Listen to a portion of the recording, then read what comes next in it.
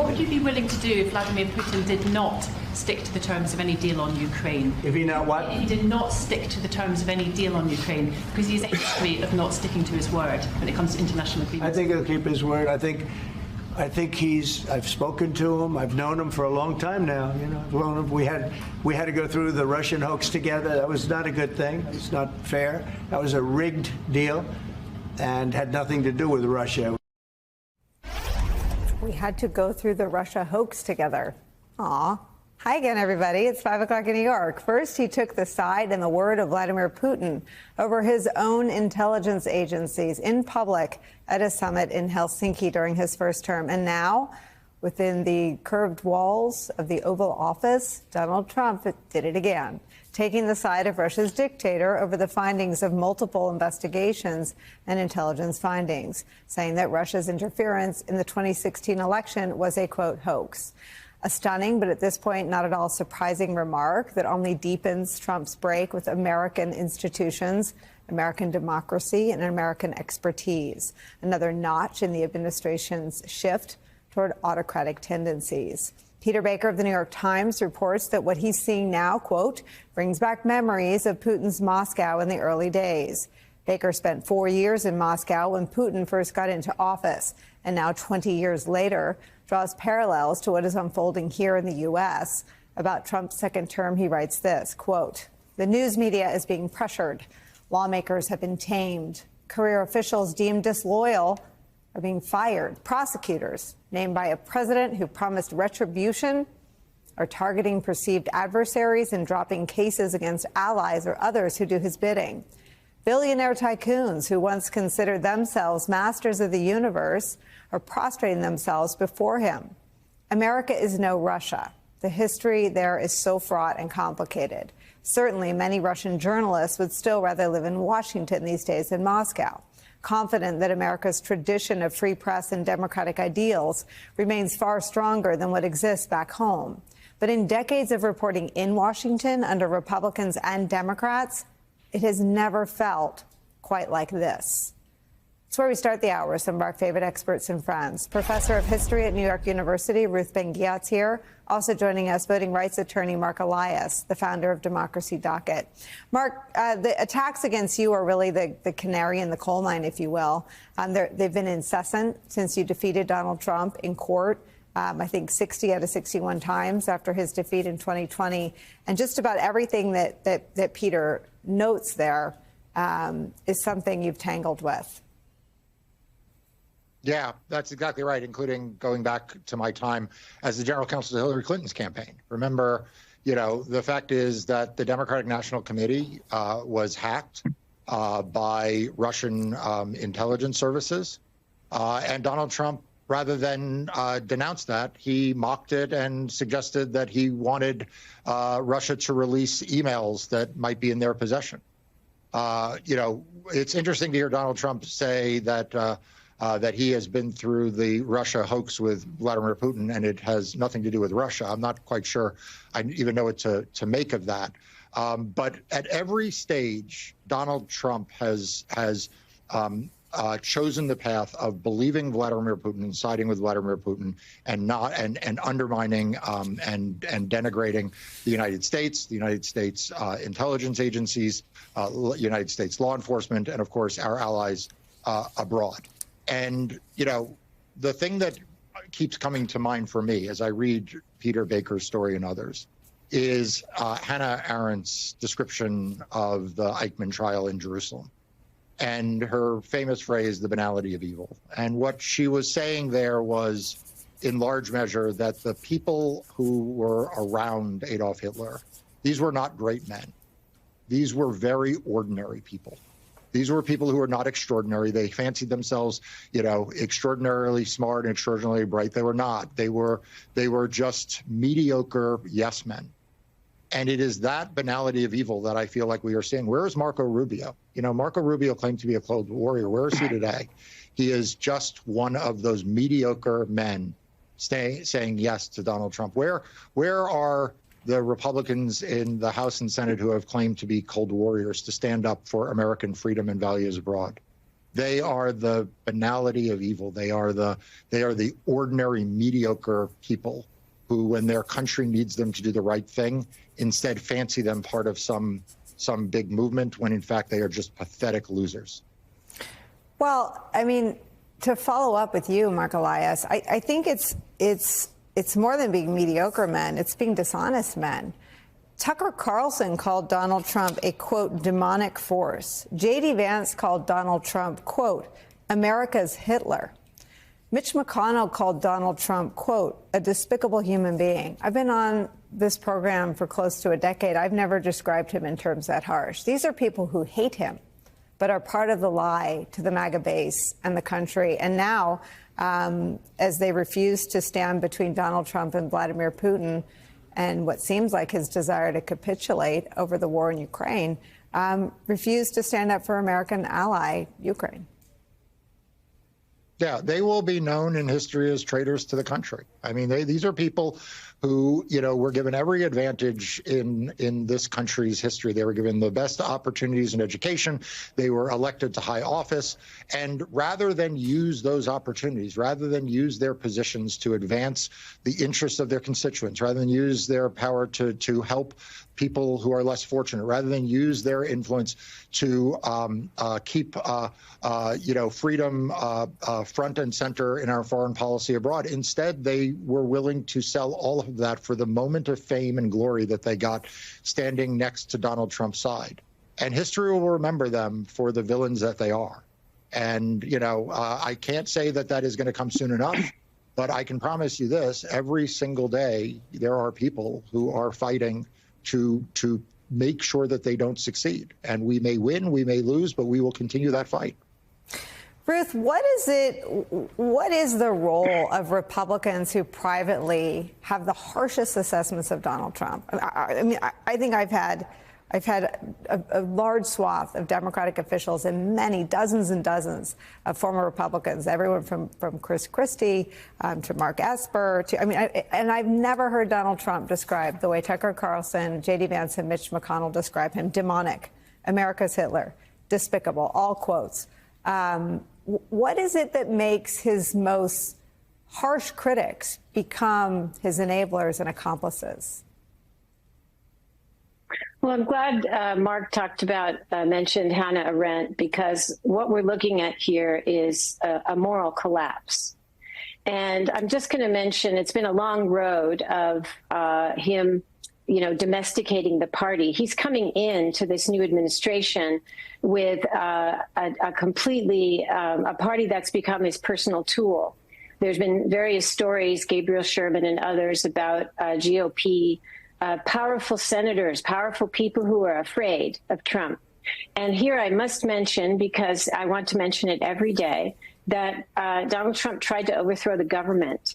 And the genius of what he did, seen from a diabolical authoritarian perspective, is that he targeted Republicans as well as Democrats. His mob that he incited went after Mike Pence, his stalwart, faithful, vice president. And what that showed from an authoritarian perspective is that no one was off limits, that the mob incited by Trump would harm anybody.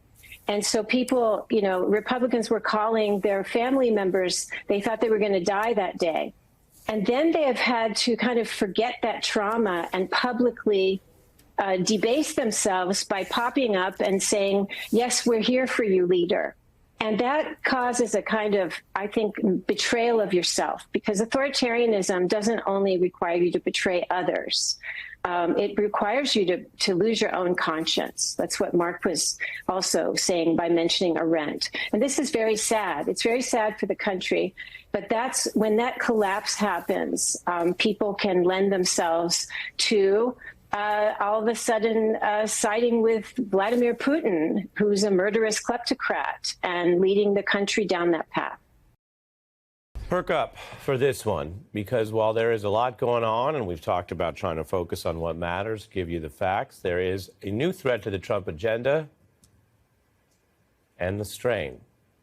It's about the economy, it's about the result of his policies, and it hits on something that we've heard from Americans posting online. Donald Trump's been president for 1 month and has not done a single thing to lower prices. I just went to the store. The eggs are still $8. Milk is still $5. Anybody else just outraged by the prices of groceries nowadays? This was $8.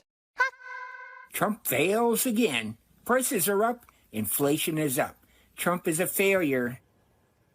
That's how some people are seeing it, including posting on TikTok, where many, many millions of people keep up with life, whether you call it news or not. It's how people are learning about how things are going. And we also know there's a jobs problem. Jobless claims surging to the highest point in 6 months. Consumer confidence has dropped. We reported on that. And there's multiple factors to that. Nobody's saying that any new president, no matter who it is going to fix it all in 30 days. But as you've seen if you follow the news, Donald Trump has been focused on just about everything except the grocery prices he vowed to bring down. We told you earlier this week about the cost of eggs. We talked about which came first, the bird flu or the high prices. Well, we have a new concern hatching. Coffee prices are up, surging, and it does relate to some of Donald Trump's choices, what in baseball you'd call an unforced error. The trade wars are already squeezing coffee prices. Most Americans, adults anyway, drink coffee every day. So this is something that hits you, and you notice, and you might even remember all the talk about lowering prices last year, and then now you see from eggs to coffee, well, price went up. And there are many ways to think about this. Everyone was celebrating the Saturday Night Live anniversary, and we got to thinking here on The Beat about Chris Farley and how upset people can get if you mess with their coffee. Sir, do you realize that you are not drinking regular coffee, but Colombian decaffeinated coffee crystals? What? I said you're drinking Colombian decaf coffee crystals.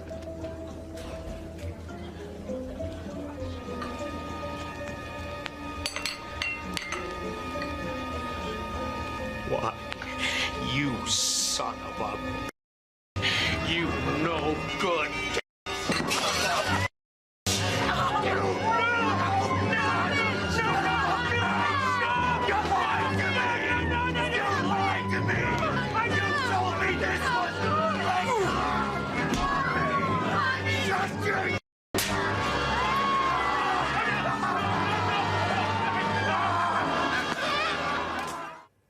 Now, that's not the presumed result they were going for. They wanted to be told, wow, it tastes just like regular coffee. That's the joke if you weren't around for the Chris Farley Crystals era. But, and by the way, shout out to Chris Farley. He could bring any skit to life.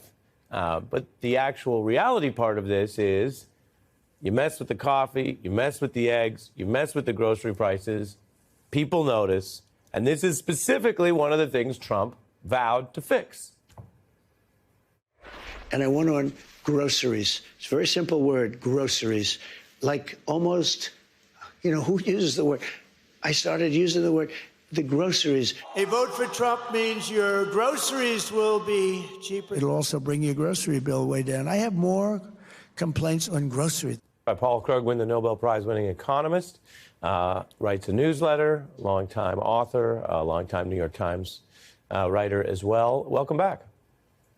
Hi, good to be on. Great to have you. It seems like some economic indicators are getting worse. Can you explain to us what's happening? And so far, is the new Trump administration doing the right things to address them, ignoring them, or even doing the wrong things to make them worse? Well, that's making it worse. The important thing to say, right now, if you're into the jargon, the soft economic data, stuff like consumer confidence, business confidence, is falling off a cliff. The hard numbers, things like employment, we have jobless claims, but that's a noisy number, isn't following suit, but that stuff lags. We're going to get a jobs number next week, but it will actually be the number of jobs in early February and not what's happening now. So it's good. But there's a lot of indications. So, Trump's promise to bring down grocery prices was nonsense. It was always obvious nonsense. What is surprising is that he hasn't even made even a gesture. It's sort of like, okay, you Trumps voted for me. Now I'm going to forget about what you wanted. And his other stuff, it's not just that it does appear, given what he said today that we're going to put high tariffs on Canada and Mexico, which is disastrous. But there's just this level of uncertainty. There are all these crazy policies out there. And if you're a consumer, you don't know what's coming. If you're a business, if you're in some ways not knowing whether there are going to be massive tariffs is almost worse than knowing that there are going to be massive tariffs. Because if you knew, then, okay, you start to make some investments on that basis. If you don't know, should you be investing as if they're not going to happen? Should you be investing defensively because they are going to happen? Since you don't know, what you do is nothing. There's probably a lot of investment projects being put on hold as we speak. And you can sort of start to see that in the surveys. Again, you won't see it in the official statistics for another few months. But I didn't think. I mean, a lot of us thought that Trump would have a honeymoon. He'd be able to coast for 4 or 5 months because he inherited an economy in really good shape with low inflation and low unemployment. But instead, things are falling apart much faster than anyone, I think, really anticipated. Yeah, that's fair. And it's certainly the case that, in the old days, there was campaign vows, or in the first term, there were many infrastructure weeks. There's a brazenness to how they're doing it now that has even, as you know, Republicans, I know you follow closely, publicly, in their own very mealy-mouthed way, trying to say, hey, be nicer about the cuts or be careful. Go ahead. Yeah, no, I was going to say, and if you look at some of the things that appear to be on the chopping block, it looks like there's going to be massive, I'm saying, some people are saying 50% cuts in staffing for the Social Security Administration. Now, that may not immediately mean that people stop getting their checks, but suppose something goes wrong. Suppose your grandmother doesn't get her check, and she says, okay, I'm going to go to my local Social Security office and get this straightened out. Your local Social Security office has been closed because Elon Musk and his Doge children have slashed the payroll. There's nobody there. There's nobody there to answer the phone. So we're going to start to see, we're already seeing hints that a lot of, very ordinary government services, things like getting your Social Security check, things like air traffic control, are going to be, we do not have a lavishly funded government. This is a thing that people imagine. Welcome back. The sweeping pardons from President Trump for the 1,500 January 6th rioters did not end all of their legal problems. Take this man, Dan Wilson. You can see he was there at the Capitol. He's wearing a gas mask, found in a lot of different places. Yep, there he is again. Well, a month before the Capitol attack, Wilson posted online this, quote, "I am ready to lay my life on the line. It is time for good men to do bad things." Trump pardoned him after he pleaded guilty to one charge of conspiracy to impede or injure an officer and other conduct on January 6th. But yesterday, a Justice Department prosecutor struggled in court to articulate whether that pardon should also cover separate gun charges that Wilson pleaded guilty to as well.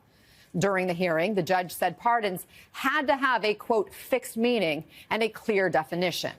NBC's justice correspondent Ryan Riley has been following the January 6th cases closely. And Ryan, this is an interesting case for the Justice Department. What exactly did they argue about the scope of Wilson's pardon? Yeah, it's a really difficult position for this Justice Department attorney to be in. And the judge, said that pretty frankly, because they did a 180 full reversal on this. Just a few weeks ago, they were saying that the clear language of the pardon does not apply to this completely separate crime that this individual, Dan Wilson, admitted to committing in his home state in 2023. So basically what happens is his home is searched. They find a new crime off of that. And then he is charged with that crime and pleaded guilty with that crime. Now, the plain language of the pardon, the way it is written, has been interpreted by judges and initially by the Justice Department that this applied to crimes that happened on January 6th at the Capitol, in or around the Capitol. But now, because the Justice Department says they got clarification on the intent of the pardon, basically meaning they've heard from Donald Trump what they think what they want to do here, they're trying to broaden this out. And so it's really been scattershot all over the board with these Justice Department lawyers making these arguments. But the judge in the court yesterday really grilled the attorney there about whether or not it applied here. And one of the cases that she compared it to was this case involving actually sexual exploitation of a child, and in fact, actually child pornography charges. And that involved an individual named David Daniel. And so that was the comparator she was making. What the Justice Department was trying to attempt to do was create a rule that would leave out child porn charges because they don't want those cases pardoned, but would keep these weapons charges. The struggle there is that those things were both found during those searches, right? So child porn was found on this individual's computer, allegedly, when they searched his home. The same sort of thing with the gun charge. So those are a couple of examples, but if we take a step back, I know there are other people who got pardons for January 6th but are now facing new legal trouble. You've been tracking this. Who else stands out, and where are they now?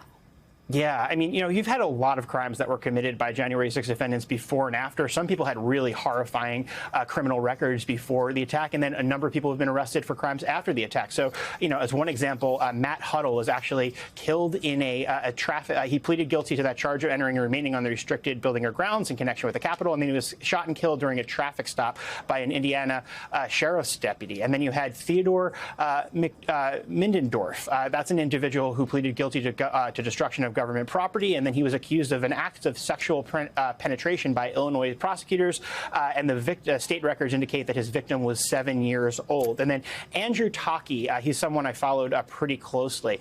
This was an individual who assaulted officers with a metal whip at the Capitol, and he was actually caught because a woman went onto Bumble in the aftermath of the January 6th attack and started chatting up guys and got many of them to admit that they were at the Capitol, got him to admit to being on the front lines. Lo and behold, he actually had a previous charge that involved a sex crime against soliciting a minor online that actually predated the January 6th attack itself. So he was subsequently then arrested on those state charges. But the struggle there was that federal prosecutors, because of this pardon, had let him go, and then so Texas authorities eventually had to find where he was. Anna.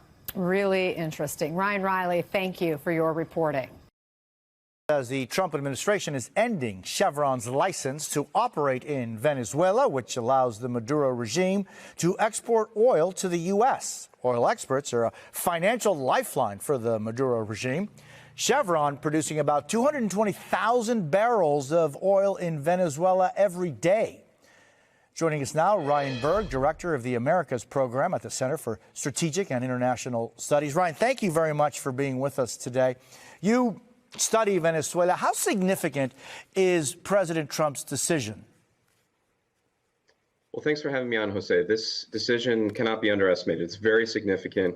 You said it yourself in the opening. Chevron produces well over 200,000 barrels of oil per day in Venezuela on average. The country only produces about 850 to 950,000 barrels of oil per day, depending upon the month that you're looking at. And so this is 20 to 25% of Venezuela's overall production. So much so that Venezuelan economists were starting to refer last year to el efecto Chevron in Spanish, or the Chevron effect, how Chevron is actually revitalizing our oil industry and therefore our economy with its partnerships with PDVSA, the state-owned Venezuelan enterprise. So this is very, very significant that the Trump administration is deciding to end GL-41, which is the license that gives Chevron the ability to operate in Venezuela. Ryan, how important is it for the survival of the Maduro regime to have this pipeline into the United States? Again, very significant, Jose. The regime has two main sources of revenue. One is on the licit side, the other is on the illicit side. On the illicit side, we've heard tons about the illegal gold mining and obviously drug trafficking, and that will continue. But on the licit side, Venezuela is a petro state. Well north of 90% of Venezuela's GDP is tied up into its oil industry. And Chevron was really the company that was driving much of that production increase forward. Every single year since this license was put in place in 2022, Chevron and Venezuela's oil economy has grown by over 10%. This year, the estimates in January, Jose, were around 17%. And again, this was majority based on Chevron's expectation that it was going to be able to increase production.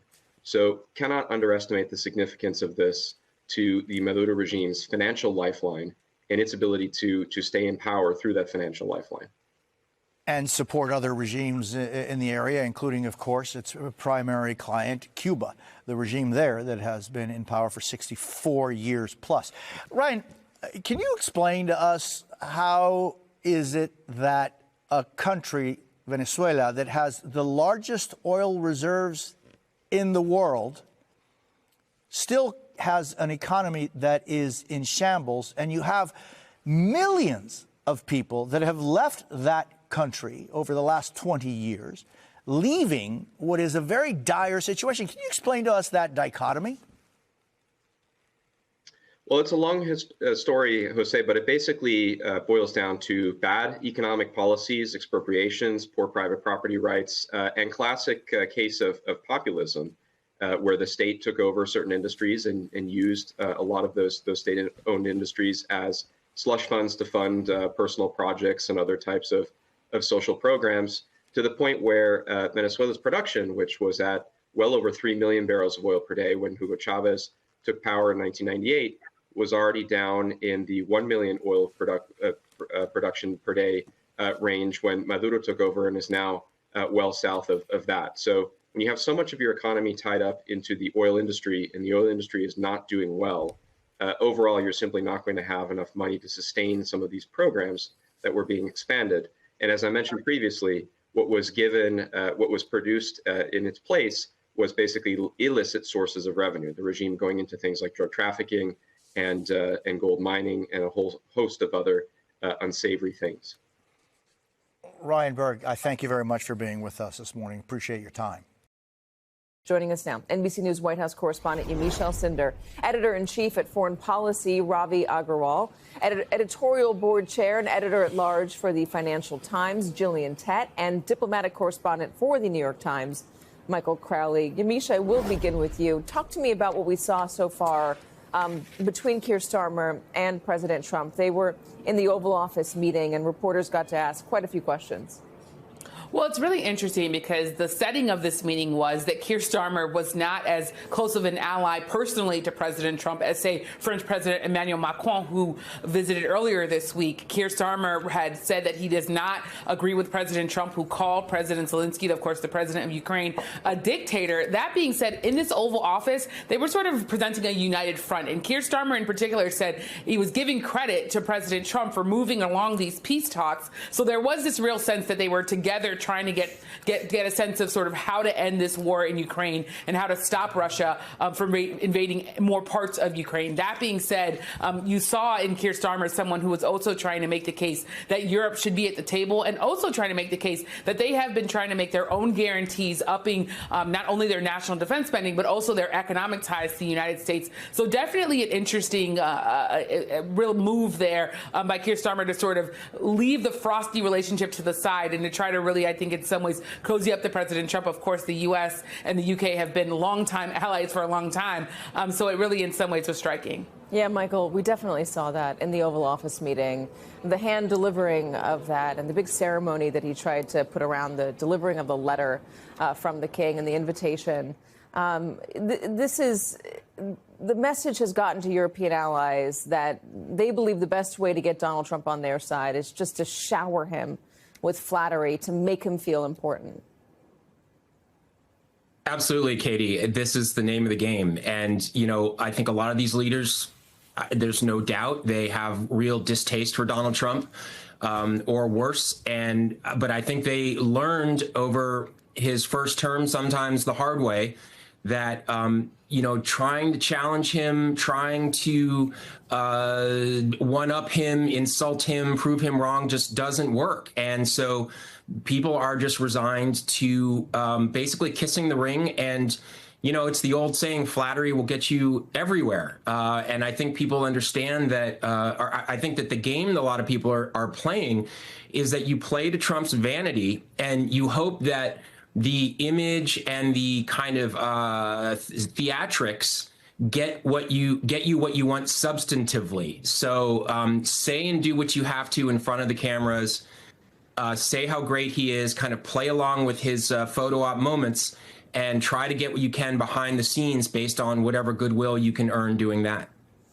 The posture toward Europe has changed so dramatically. It's hard to know where to start with questions. Jillian, it's not just that Donald Trump is trying to, claim that Vladimir Zelensky is a dictator or that, the Ukrainians started the war. It's not just that he's cozying up again with Russia, which anybody could have predicted. It's the way that he's talking about European allies. The rhetoric has gotten sharper, coarser. This idea that he believes the EU and our friends have taken advantage of us uses much coarser language than that. And also the implication of these tariffs that he wants to levy against the EU. It's not just talk to say that the United States suddenly feels much more like a foe than a friend. Absolutely. I'm sitting here in London right now, and there is a growing realization here that the post-war geopolitical order is basically dead. And Britain and the rest of the European Union, the European allies are going to have to find a new type of path going forward. And for Keir Starmer, this is a really important visit because he's had a very tough few months. He, on the one hand, desperately needs to show the British public that he can actually do business with Donald Trump and actually strike some kind of deal, because, of course, there's this long-standing idea that British governments and American governments have this so-called special relationship. But at the same time, anyone who's ever seen the movie Love Actually knows that one thing the British public hates is being bullied by American presidents or lectured by American presidents. And so if Starmer is seen to be essentially giving in any way, he will face a big backlash back home. Starmer hopes he can create a path where he actually acts as a bridge between Europe and the US. That's a hope. The fact that Donald Trump actually met him in person, whereby President Macron was actually met by essentially the head of protocol, is one sign that in some ways they're giving the British a bit more love. But certainly it's going to be very tricky indeed for Starmer to emerge from this without looking as if he's either been too sycophantic or essentially been too aggressive and brushed aside by the president. What is it going to mean to have a 25% tariff in the UK? The economy is already struggling there from the move to leave the European Union so many years ago. Absolutely. It would be brutal. I mean, there is a real sense of stagnation in the British economy right now. And because of the rupture of trading relations with the European Union following Brexit, the UK has really been relying on countries like America for a lot of trade. So a 25% tariff would be very, very painful indeed. Now, the one good bit of news is that most of the trading relationship between the UK and the US is actually around services, not goods. And for the most part, Donald Trump doesn't seem to pay any attention to services, although it's actually pretty important for the UK economy, in fact, very important indeed. So I think one of the other things is the British Prime Minister will be praying that no one mentions services at all, because that's something which is so important for Britain right now. There was one moment, Ravi. Go ahead, Jillian. I was going to say Donald Trump is very retro, and he doesn't seem to have noticed that there can be more to economies and factories. And the reality is, in today's global world, services are absolutely critical. There was one moment, Ravi, in the Oval Office meeting between the two that struck me as uncomfortable. And this was when Donald Trump said to Keir Starmer, could the UK take Russia on by itself?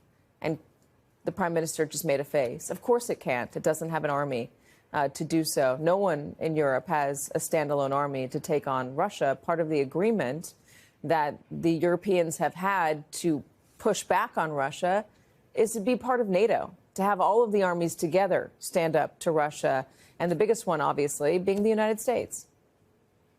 Of course. And, the only time Article 5 of NATO has ever been invoked, that's the article that says you attack one of us, you attack all of us.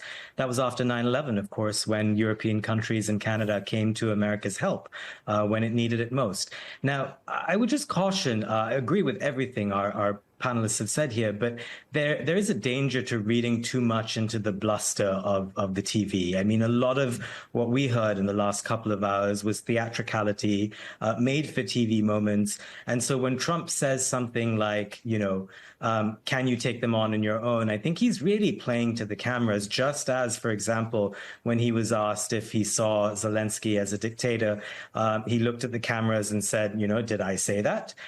So there's a lot of drama, a lot of theatricality. I think what all of us need to be doing is to look out for the details later when they do emerge, if any deals are struck, and what the give and take has been on either side. I think one thing is clear from the theatricality so far, that Starmer came in very well prepared. It was so clear that Trump was just absolutely pleased as a child with sticky toffee pudding, that he had gotten an invite to go to the UK on a state visit from the king, looking at the signature and sort of marveling at it. That stuff actually works. And so, well played from the UK. The challenge, however, then is behind the scenes, what do they actually get out of it? I'll also just point out the UK has more to lose, in a sense, than many other European countries. Key, A, I mean, the UK is not part of the EU anymore, but B, the Five Eyes Alliance. This is an intelligence network that includes the US, UK, Australia, New Zealand, and Canada. And the UK really needs American intelligence to be able to sort of survive in that space, in that arena, especially when you add in how AI and data can sort of crunch so many things. Again, that is an area that Starmer will hope Trump doesn't use as a bargaining chip in any way. You took the next question right out of my mouth, and it already appears that he's trying to use that as a bargaining chip. There's been, whispers of this against Canada to try and force better, or in his mind, better trade agreements with Canada. Just for our audience benefit, and as obviously we're waiting for the bilateral press conference between the two leaders, explain Five Eyes and why it is so important, not just for the UK, but all of the member countries, very much including the United States. Yeah, this is a spy sort of intel sharing network where these five countries, Canada, the United States, Australia, New Zealand, and the UK, that they share all the intelligence gathering they have. And obviously, they do sort of redact some data that they think is absolutely crucial to them. For example, deep sources, stuff like that. But really, they share the bulk of their sort of big data, as it were, intelligence sharing, cooperation, things that allow them to be more than the sum of their parts. And, this data has come in handy. For example, when Canada last year, pointed out to the Indians, for example, that they thought the Indian government was responsible for an assassination plot on one of their citizens on Canadian soil. A lot of that data that emerged came from the American side. So it really is one of those net positive things for all five countries. However, as we've learned, it's always the smaller countries that stand more to lose if they're taken out of this kind of a partnership. So it is with NATO, where the smallest countries stand to lose the most. And in a sense, Katie, as we're talking about this new world order that Gillian mentioned, where the old one seems like it's being destroyed or it's ended, that is the thing that all of us are looking out for the most, because in as much as all these world leaders come to the White House and play Trump's transactional game very well in some cases, something else is lost. In a zero-sum world, you have other dangers that emerge, alliances that don't quite work out, and the smallest players that suffer in a world in which there isn't a rising tide that lifts all boats. We are learning new details about the Trump administration's decision to launch a registry for all people living in the U.S. without documents. The Department of Homeland Security says all undocumented people aged 14 and older must register and provide their address and give their fingerprints. Those that do not comply could face criminal or financial penalties. Joining us now, Alan Orr, an immigration attorney and past president of the American Immigration Lawyers Association. Alan, thanks for being with us. Can you explain to us what exactly is this registry? So it's a flawed, expensive, bureaucratic system that's really made to target rather than to protect. It started in 1952. It has phased in and out. It was phased in during 9/11 and then phased out again because it's expensive and really led to no results in national security.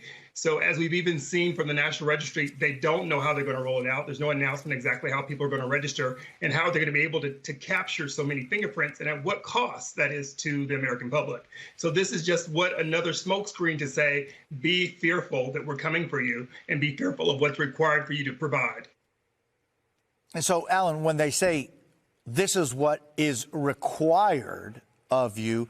Who has to enroll in this registry, and how would they do it? And what do you say to the millions of mixed immigration status families that live in our country and that may be seeing this with, as you say, deep fear? What do you say to them? Who needs to do this? And is this something that carries the full weight of the law? So it does carry the full weight of the law after it's administered, but of course, also being here undocumented is a civil penalty that also carries the full weight of the law that has criminal and civil penalties attached to it. So we need to wait and see how it actually comes out. This applies to everyone who is undocumented in the United States who has not received some type of status, including those in DACA who don't have an EAD, or someone who came in TPS who doesn't have an EAD, or a minor of a mixed family who is undocumented that becomes 14 during the time of this sort of operation of this registry. We think the registry will be challenged in court because, as you can imagine, there are going to be a lot of civil rights violations that have occurred with all these kind of Terry stops and stop and frisk because it's going to be suspectful by race. That's what we've seen the sort of implementation of it is. So watch for the ways that they're going to require you to register. And we hope that they will give this in many different languages. Sort of publishing something in the Federal Register is not going to alert 11 million individuals of their time to have to do something that has not been in effect from before 1952. So it really harkens back to a hard time in our country before our civil rights that was not a good time for people of color or for immigrants in this country, and really might be overturned in court. And Alan, what about the folks that have been paying their taxes through the ITIN and who say, well, I've been a part of it even though I don't have documents? Is there anything that differentiates those people because they have been participating through ITIN? It's unfortunate that even when we see these recent deportations, that they're capturing a lot of people who are here undocumented that have been in the system paying taxes and working here, doing the best they can, waiting for some relief under our system. So no, they're not protected. It actually makes them sitting targets. This is just making people register so that we will know their addresses and where they are to pick them up. Why are there no assurances that if you have been here for some time, 7 or 10 years, that ICE is not going to come and collect you, that they're not going to come and get grandma, as we've seen them do in Chicago and other places, that that's not the best use of taxpayer money and it does not lead to national security? Important for everybody to get information and support from attorneys throughout this country. Alan Orr, I thank you very much. Really appreciate it.